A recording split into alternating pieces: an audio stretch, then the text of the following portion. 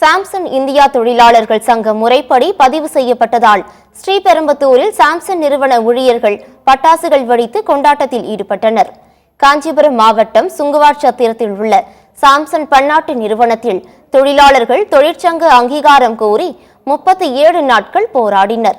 CITU சங்கத்தின் தலைமையில் நடைபெற்ற இந்த போராட்டத்தின் போது திமுக கூட்டணியை சேர்ந்த பல்வேறு கட்சிகள் சாம்சங் தொழிற்சங்கத்தை அங்கீகரிக்குமாறு அரசுக்கு கோரிக்கை விடுத்தனர்.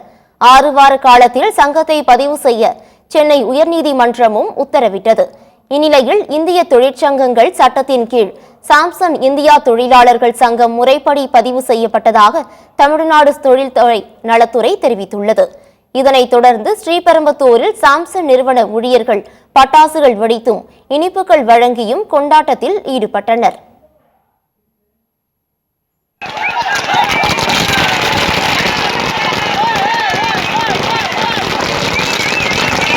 जिंदाबाद जिंदाबाद जिंदाबाद जिंदाबाद जिंदाबाद जिंदाबाद